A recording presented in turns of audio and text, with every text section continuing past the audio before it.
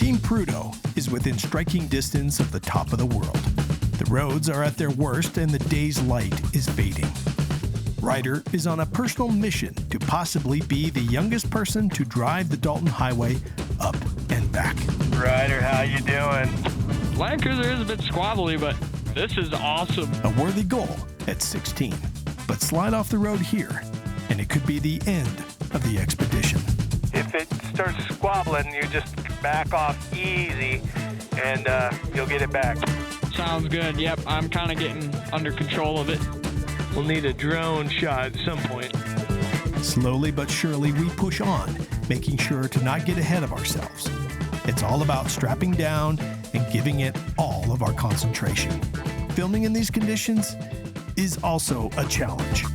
Crash. The flat light has got the best of me again. Just hit something coming to a stop. Yeah, I lost my drone. Luckily, the drone didn't completely disappear into the snowbank.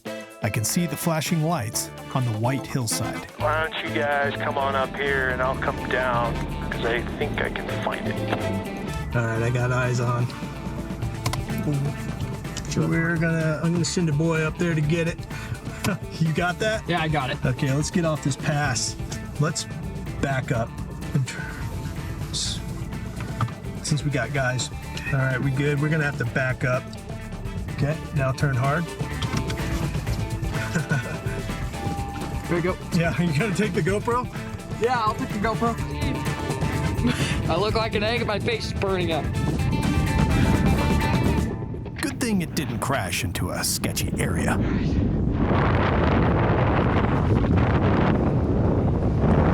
There it is! Here it is. Okay. Oh, lost the propeller. Ryder is the hero. It hit the side of the mountain. We can see him because all the lights are still on, but it's all together. We're missing one prop set, but at least we have the footage, I hope. I got the prop set as well, actually. It was very deep in the snow. Well, now we got to go down the pass. Going down the pass is even more gnarly than going up it right here. So here we go. XOVERLAND Spirit of Adventure Special is proudly presented by General Tire. Wherever you go, General Tire delivers.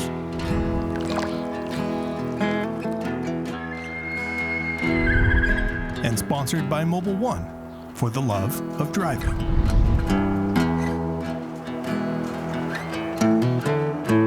And Vertex, keeping us ahead of what's next.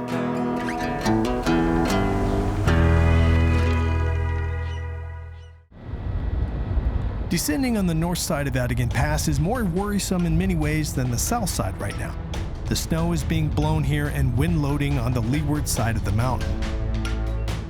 Avalanches are definitely at the forefront of my mind. We need to move through here with intent. Whoa.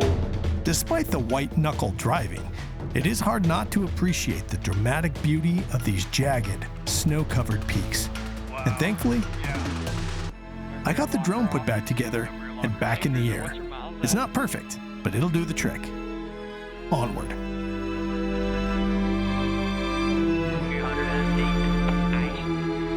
I think I'm keen to find camp sooner than later. Sounds good to me.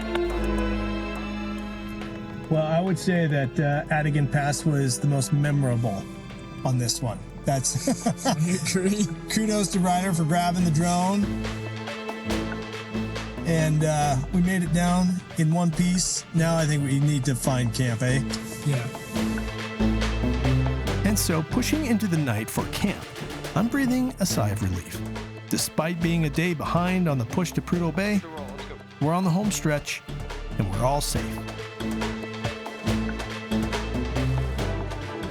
Now, over in Tuk, the boys have found themselves hanging out with some locals who have needed a little help with a fishing net.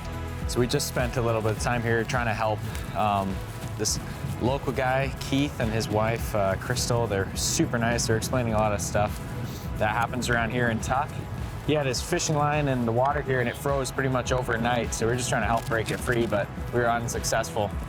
But yeah, super cool. They're locals to Tuk and they've lived here their whole lives. It was a lot of fun talking to him. He explained a lot on how it is to live up here, and I don't know, it's fun to stand out in a blizzard and try to get a fishing net out of the Arctic Ocean. It was pretty cool.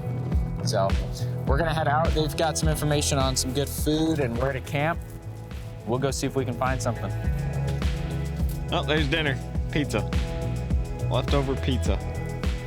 Not bad. That's what our whole tent smells like. Polar bear box, you mean? Polar bears and pizza. I'll put polar bear. Takes this whole thing down. Yeah, I hope it starts shaking us to bed. I don't care. I'd sleep and just let it eat me. I'm so tired. Si, what are you eating? Cliff bars. I'm going to bed. Not a big cold pizza guy. I'll make do. And my favorite chips, of course. Oh yeah. Still kicking. Unlike the Tuk boys, we hadn't comfortably made it to our beds yet. We've been working on this recovery for 40 minutes already, and progress is seemingly non-existent. Campgrounds is right up there. Classic winter scenario. Let's send one truck in, see if we can make it. We got into this drift. I can stand on it, but then I was up on it and broke in, and I should have been on way lower tire pressures than I am now, but now we're high centered on the skid plates. So we get to dig out right now. We can't air down because we're sitting on like concrete blocks, so it doesn't help to air down anymore. At least for right now. We gotta literally chip away at the blocks underneath until it settles, so we can get them on the max tracks, get momentum to go backwards. Yeah, the work continues. This is one of those winter-stuck worst-case scenarios.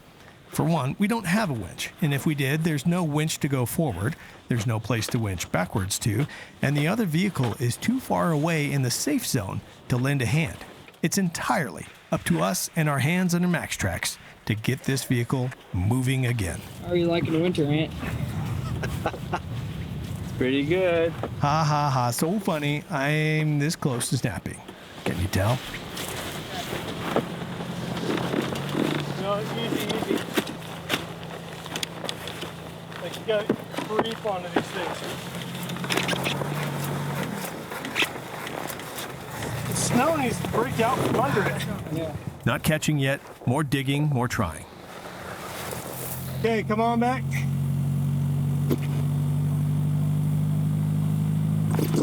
Oh yeah, come Yes. on. Here we go. Okay, Yeah. and 3. All right, stop. Yeah. We're in a safe spot there. Whew. Progress. Not taking any chances, I pack down the way out as much as I can. Go. Oh, stop. So close. Shift that front out a little bit. Yeah. After Ryder gives it a few more goes, I hop in to give it one last attempt. Sorry, Ryder.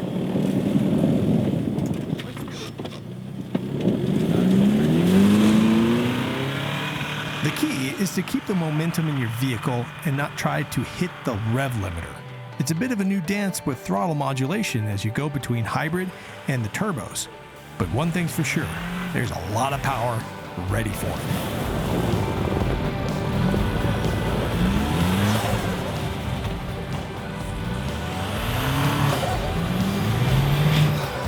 All right, thank goodness. A long end to a long day. Good job, guys. Thank you. Good driving. Good positive attitude. Our reward for making a good safety call is found in the North sky. Ant checks off a bucket list item when he is able to photograph the northern lights tonight in full display. Now, the following morning, it has been a bit of a cluster, but spirits are high. Snow machinery moved us off from our makeshift camp early this morning at the airstrip, so we are starting our day on the side of the road.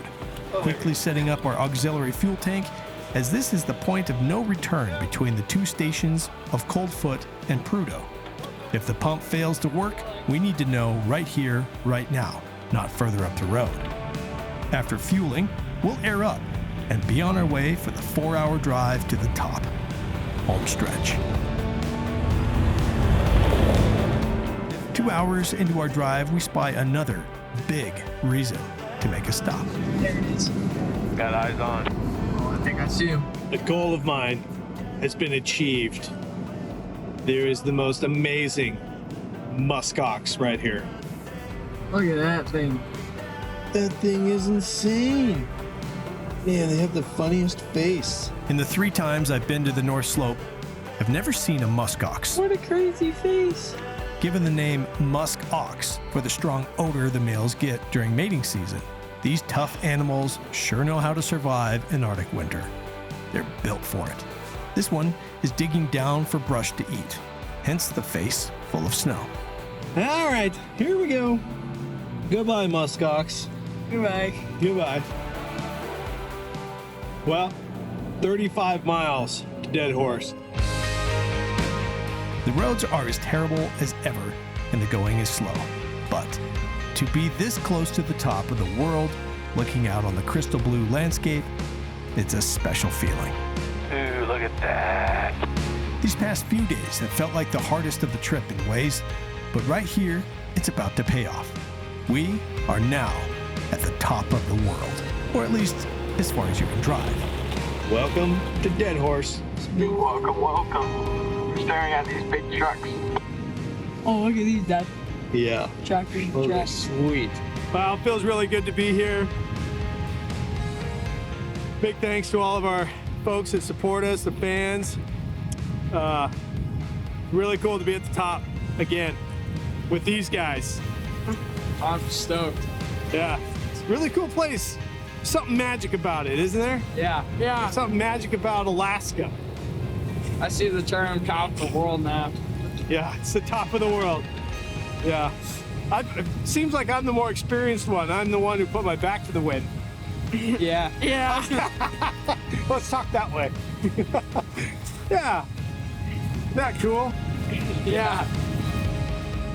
All right, well, we can run back into town. There's a cool spot to go. Pay homage to other people that have made the trip up here and put a sticker on the wall, I think. Does that sound like fun? Yeah. For that? Yeah, let's do it. Let's do it. Woo. Let's stay warm.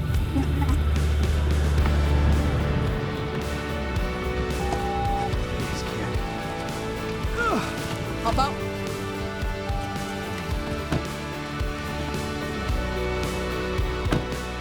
Welcome to the end of the road. The official end of the Dalton Highway. Ready?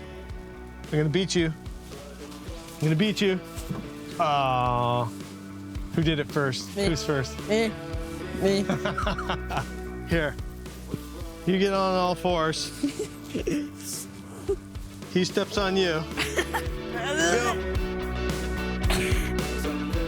You want me to step right here? Yeah, It feels good. You pop on my shoulders. Okay. There you go. Yep. Man, you're the cook, obviously. All right. Just don't hop onto my leg. Nice. Way up there. Good job. Good job. Where's the XO one? I thought you were gonna grab that. What? No. We should have put 2 stickers up there. We'll let Ant put the next sticker somewhere. Okay. All right, Ant, here we go. Your turn. Thanks, mate. Sorry for your loss of Ryder's boot soles. That's all right. Just gotta get my fingers to work again, you know? There we go. There we go. Got a clear patch. Ooh, it's cold. This is the first of the new Tacomas, especially in Trail Hunter, that as far as I know has made it to Prudhoe Bay, to Deadhorse here, and that was the first Land Cruiser of the new 250s to make it to Prudhoe. Yesterday, Cyrus made it with his team to Tuktoyaktuk. Ryder and Eli and Ant have made it to Deadhorse for the first time as well. There's a lot of amazing, cool firsts right there. This is a great moment. So, yeah, I'm gonna soak up camp tonight before we start heading back. But what a great trip. I would say the spirit of adventure was everywhere.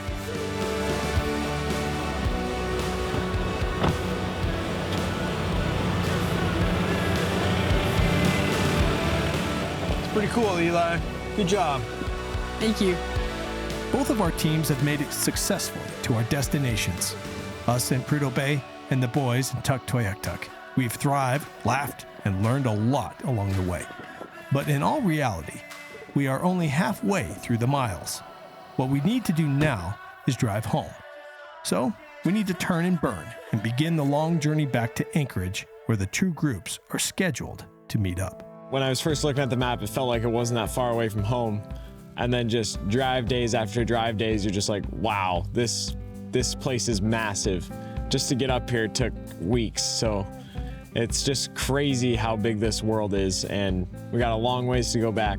I did not think I'd be feeling this good on week 3. That part was really great, to realize that I could go a whole month away from home and in this awesome territory. I mean, it's so cool out here just seeing how these people live, and just like last night, our interaction with a local here was really cool to see how he literally explained to us how he's living off the land here. They go catch their food. They're setting nets out every night, every morning, working hard just to be able to get food for their family.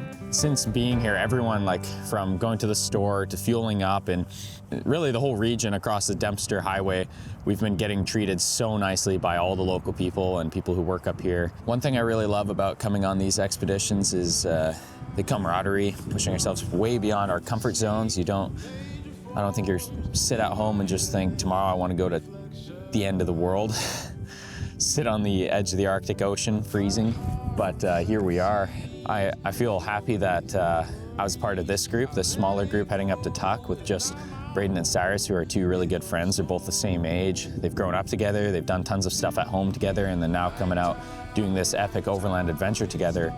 It reminds me a lot of me and my friend and all the good times we had together. And yeah, I feel very happy to be out doing something though. It's good to get out and continue living. I know Calvin was a guy who was having fun every day. He seemed to take the most enjoyment out of life out of anyone I've ever met. Every time I do something like this, I can't help but see him here, see him ahead of us in this trip, keeping us safe and watching over us from where he's at now. I'm singing the stars, singing the stars. I'm singing the stars, singing the stars inside of the sun. The journey home is underway, and it's daunting sometimes when you turn from these points. You're faced with the same roads you have been down, but the roads have a life of their own, and it's never to be assumed that what you have just driven will be the same.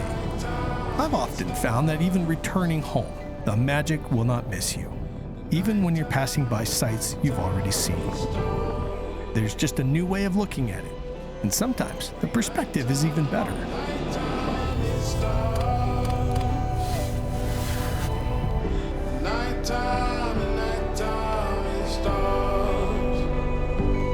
Singing stars, singing stars.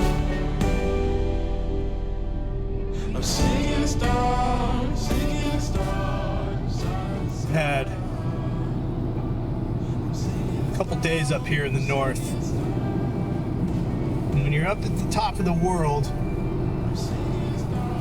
big, long, lonely roads, you've got some time to think.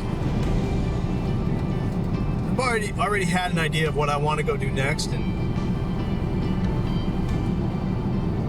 honestly, the last time I was up in Prudhoe Bay, I was like, I don't know where I will go. I don't know what will come from here. And we ended up going to the Nordic series, and then went on to Africa, and then been fortunate to come back up here this winter here. And I think I know what I want to do next. And it's big. It's really big. It's really scary and intimidating. And in a way, I think I may be in the first miles of that journey right now.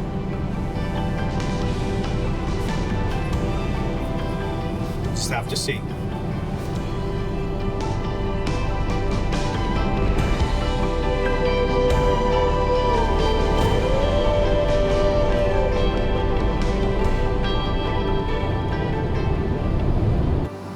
bad news. Just talked to the lady at the fuel station here, and road is closed and has been closed for almost 2 days now. We passed by a bunch of semi-trucks parked on the side of the road, and they've been stuck for 2 days. Apparently from Fort McPherson to Eagle Plains, it is completely shut down. Ferries are shut down, everything is, due to wind. And it is fairly windy, though I feel like we could make it, but it's a no-go. So 2 days, trucks have already been stuck, and we're just pulling in, and from the locals' advice, the whole reason we were pushing so hard tonight, the reason we ran till empty, was to get ahead of bad weather coming in for the next week, potentially. And now, maybe here we'll sit for a whole week. It could be a week. I don't know. That would be crazy. We were hoping to make it to Eagle Plains and start making our way, but that is a crazy turn of events. I mean, it's pretty devastating, honestly. We have our camp that we stayed at about 20 kilometers back. We could stay there or stay in town here. We'll just have to figure it out. I'm going to spend the next while looking at weather and wind and see when this calms down. Hopefully it opens up tomorrow or tonight. It'd be awesome if like the wind died down for a while and they just let people rip through. But you never know. Could be a whole week or more. Might end up just becoming local residents of Fort McPherson. Well, this is camp tonight. Kind of just on a pull off tucked in the trees. Not much we can do until we hear from people who manage the roads. So just gonna get a good night's rest. We've traveled quite a bit today anyways, so gonna hit the hay. Maybe some promising news. We woke up and we hear a lot of cars driving by, so that could be an indicator that the ferry might be open. So we're gonna pack up and go check it out. Just a normal car drive by, not a construction vehicle, so that's good. We're about 30 seconds from finding out if we're able to make it or not. So let's hope. Did not make it. The guy seemed promising at first. He waved us and he said that we could just get across river. And someone on the radio told him that we weren't allowed to do that because it's closed. So they said it should be open today though. So just not yet. It's 11 o'clock right now. So who knows when today means. It could be late tonight or a few hours. Well, So far, no signs of the road opening. Signs still flashing. So we're just gonna kill time until hopefully it opens, or we set up camp again for one more night stuck in Fort McPherson. who knows how long we're gonna be here for. By now, it's clear that we're not all going to make it back to Anchorage in time for the travel we have arranged. So, the boys, once the road is clear, will turn south, and over 5 days, we'll head straight to Bozeman without us. All they're waiting for now is some good news about the road ahead. We've seen some semi-trucks go by, the lights still flashing. So maybe they're on a channel, who knows, might be about to open. We got about 5 inches of snow last night, so that's not very promising. Yeah, still stuck. Sign's still flashing, so. I go to the grocery store now again. The only thing to do in Fort McPherson is go to the grocery store.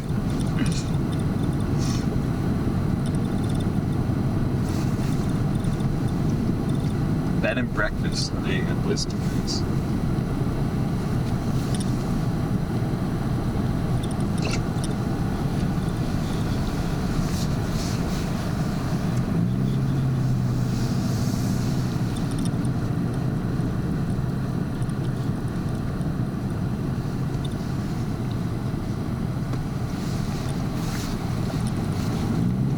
Here's all the semi-trucks. Oh, they're probably just fueling up and restocking. It's no good. Let's pass this guy.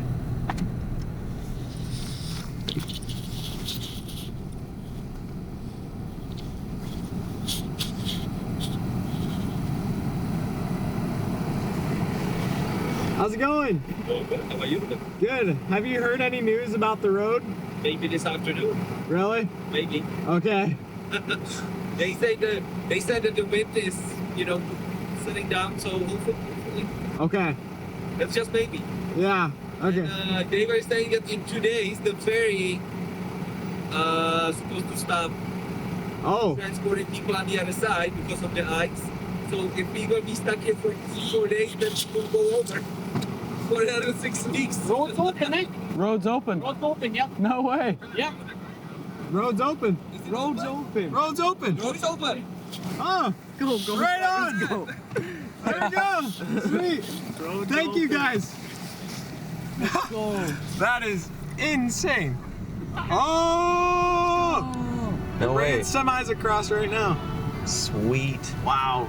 You can tell it might be frozen within the next 2 days. Yeah.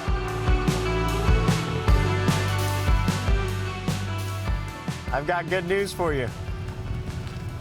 You found something to do while waiting.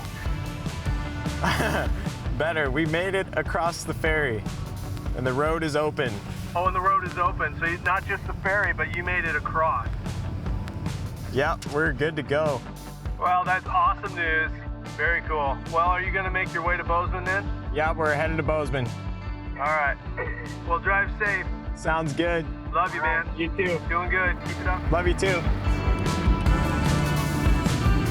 Over these next few days, we make our way back, checking in with the guys from time to time, but generally letting them be on their own adventure as they make their way back to the ranch.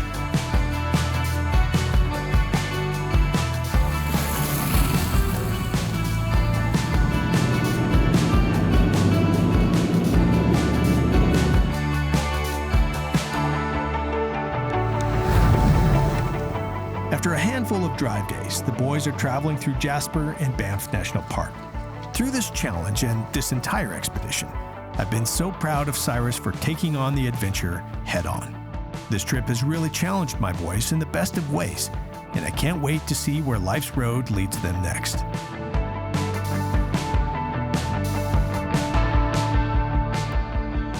I'm excited to be back.